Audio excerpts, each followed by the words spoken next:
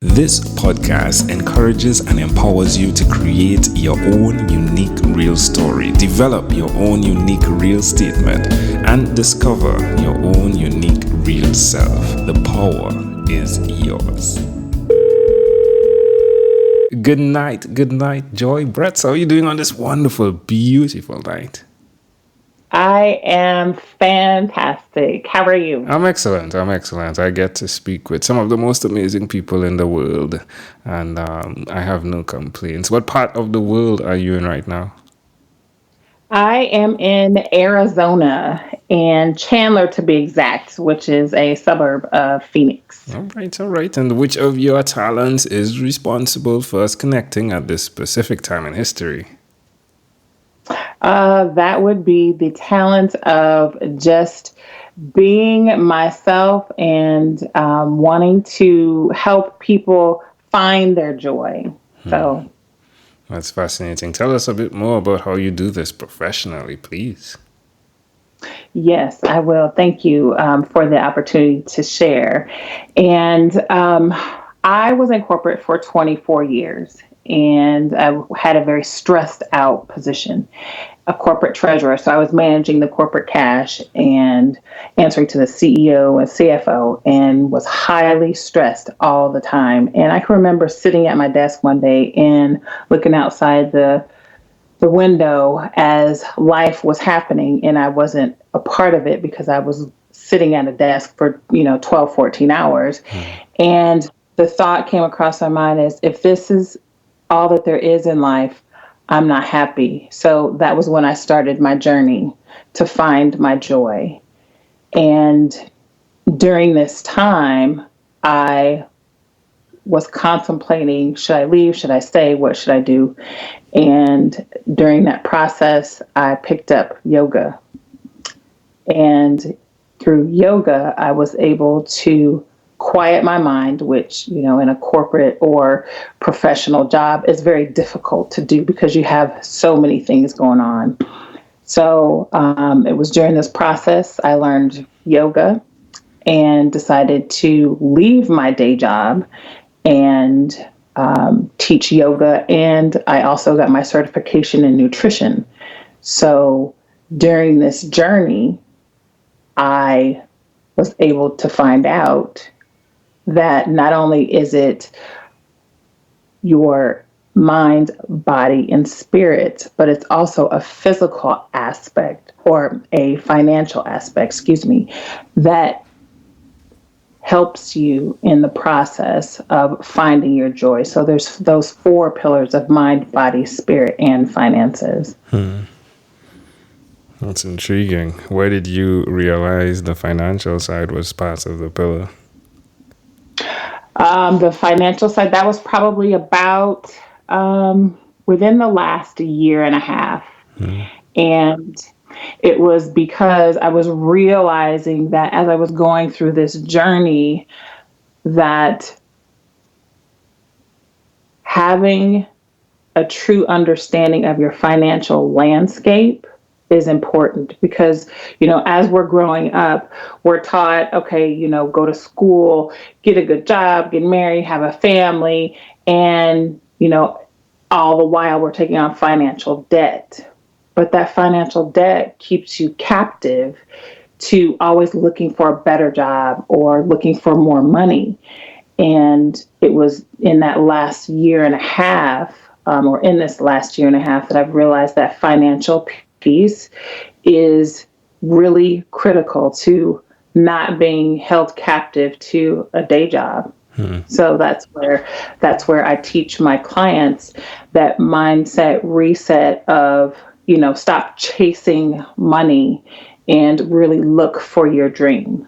Sounded like Dave Ramsey when you said financial peace.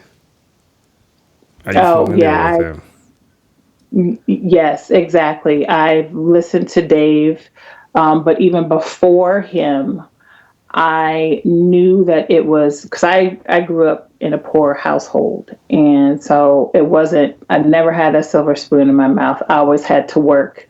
From the age of 5, I was independent. I had to make sure I got myself up and ready for school because my mom worked in a factory to support my sister and myself. So we didn't have a babysitter. So the only thing that I was able to do was I had to get myself ready for school. And my mom would prep everything, literally my meal in the morning. And then she would call me at about 10 a.m. and say, okay, it's time for you to get ready. And I had to walk to school. This was at the age of 5. So I've been independent since the age of 5 years old. That's pretty intriguing. So within your services now, you offer the health, the wellness, and the financial, or are you currently only providing health and wellness? Health, wellness, and financial. Sweet. So yes, it all plays a part. It's a 360 process. It's not just, health and wellness. You got to put that financial aspect in there too. Otherwise, it's almost a lost cause, It caves because in, right? you're constantly chasing. I love it. So where's the best place for someone that's listening to connect with you? The best way is you can reach me at my website. And my website is the letter N and then my name, Joy, mindbodyandsoul.com. Tell me one other thing that you've done consistently over the last 3 years, please. Oh, over the last 3 years, consistently, that would be to really focus on self-development. Self-development is key. I read one new book a month, and I take the opportunity to always look for those opportunities to improve myself so that way I can then help my clients as well. What are you reading this month? This month I am reading the E Method, and that all has to do with entrepreneurs and how it is possible to go from an employee mindset to an entrepreneur mindset, but there's certain systems that you have to put in place in order to do. Is that Michael Gerber? Yes, it is. The E-Myth. Yeah. I got to meet him actually in San Diego. Interviewed him when I was there. Super cool. Oh, that's awesome. Yeah, him and his wife. Pretty amazing people. Really amazing people. So how does it make you feel to see where you are when you look from the past to now? I feel that I have definitely come to a place where I am enjoying the journey. As I think about it now, it's been a long, hard process. I've had some struggles, not only with, work, but I've had, some family, some impacts on family life. I have my oldest son. He has autism, a form of autism. And when I look back on the struggles that we have had and how far we have come, as I mentioned before with you when we were talking a little bit earlier, I'm in the process of moving. And during that move, I found the flashcards that I created for my son back when he was little. And they told us that he would never read or write or ever have that an emotional attachment. And he has come so far. And he reads so much. He's super smart. And there was just a flood of emotion when I found those flashcards, because that was the day that it all started for us, and life changed. And now he's 24 years old and he's volunteering at the art museum, and it's been a wonderful journey, and I wouldn't change it for the world.